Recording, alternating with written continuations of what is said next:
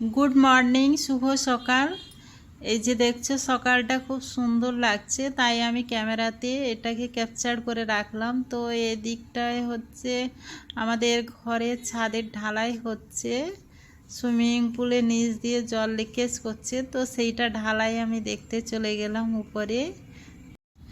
অনেক দিন ধরে বৃষ্টি হচ্ছে, সেই বৃষ্টির কারণে ঘরের অবস্থা অনেক খারাপ হয়ে গেছে। তো এখানে হোয়াইট সিমেন্টও দেওয়া হচ্ছে লিকেজ যাতে বন্ধ করা যায় সেই জন্য। আর এইদিকে তো জল জমে এখন চাষ টাস সব বন্ধ হয়ে গেছে। তো এখন আমি মার্কেটে চলে গেছিলাম হাজব্যান্ডের সঙ্গে, সেখানে গিয়ে কিছু সবজি কিনলাম। এই যে দেখছো সবজিগুলো খুব সুন্দর টাটকা আছে।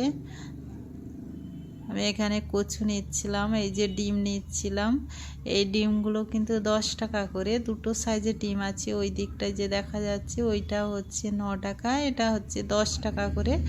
তো আমি এই জন্য বলছি যে আমি দেখে সাইজটা দেখে আমাকে দিন, যেহেতু পয়সাটা আপনি বেশি নিচ্ছেন তো সাইজটা দেখেই দিন।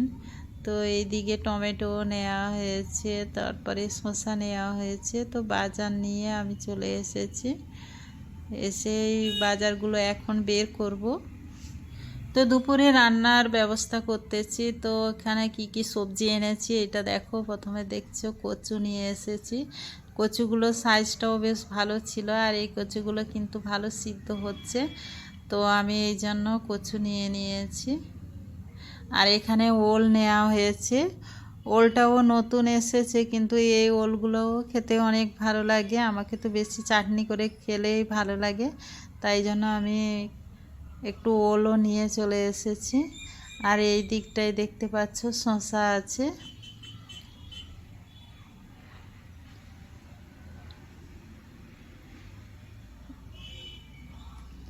আর এখানে ডিমটাও আস্তে আস্তে করে বের করে নেব। বের করে এটাকে ধুয়ে আবার ফ্রিজে রাখতে হবে।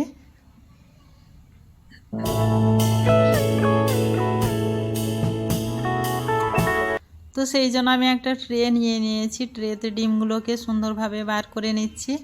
আর ডিম তো একটু কোথাও ঠোকা লাগলেই ফেটে যেতে পারে, তাই জন্য সাবধানে কাজটা করতেছিলাম। কিন্তু ডিমগুলোর সাইজটা বেশ ভালোই আছে। তো আমি এখানে 20টা মতো ডিম নিয়েছি। তো আমি এখানে গুনে নিচ্ছিলাম যে ঠিক গুনে দিয়েছে কিনা সেই জন্য। তো আমি এখানে একটা জল নিয়ে নিয়েছি পাত্রে, তো সেই জলটা আস্তে আস্তে করে দিয়ে দিচ্ছি, দিয়ে ডিমটাকে ধুয়ে নেব। যেহেতু ফ্রিজে ঢুকাবো, তো ডিমটা পরিষ্কার করে নিয়ে তারপরে ফ্রিজে রাখবো।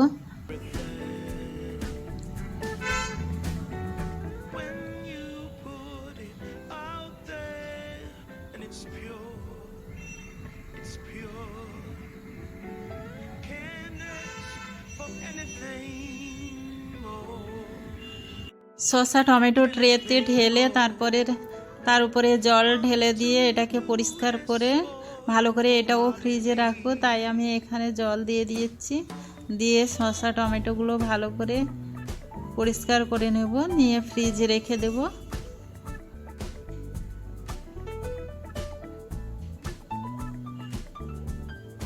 এখন কিন্তু টমেটো অনেক সুন্দর পাওয়া যাচ্ছে, টমেটোর কালারটাও বেশ ভালো লাগে। আর আমাকে তো টমেটোর কালারটাই ভালো হলে মনে হয় যেন টমেটোই ভালো।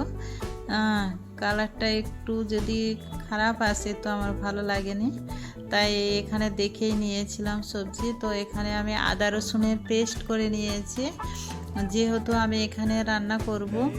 তো এখানে মাংসও নিয়ে চলে এসেছি, তো এখানে পেঁয়াজও কুচিয়ে নিচ্ছি।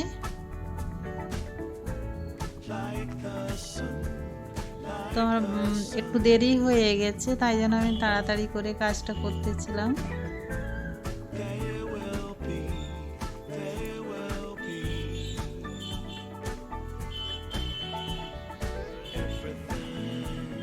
আর এই বর্ষার সময় পেঁয়াজ অনেক নষ্ট হচ্ছে, তাই অল্প পরিমাণ নিয়ে এসেছি। তো আলু পেঁয়াজ সবই নেওয়া হয়েছে।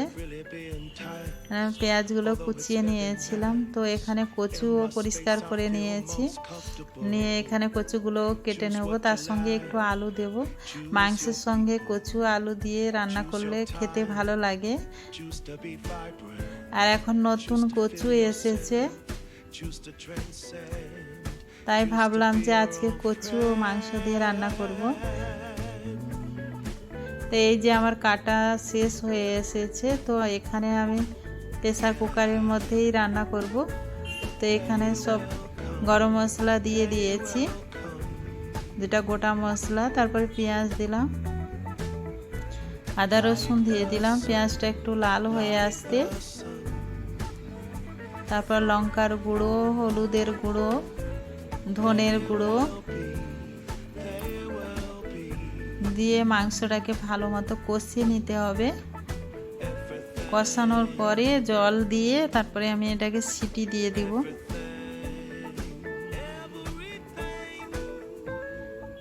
এখানে কষিয়ে সিটি দেওয়া হয়ে গেছে। তো এই যে দেখছো তেল চলে এসেছে, মানে আমার মাংসটা কষানো ডান হয়ে গেছে।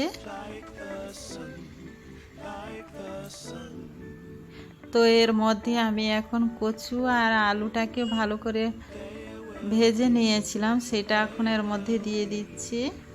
মাংসের মধ্যে দিয়ে আবার একটু কষিয়ে নিয়ে প্রয়োজন মতো জল দিয়ে দেব। তো আমার কষানো এখানে ডান হয়ে গেছে, তো আমি জল দিয়ে দিয়েছি, তো সিটিও দিয়ে দিয়েছি। এই ছিল আমার রান্না।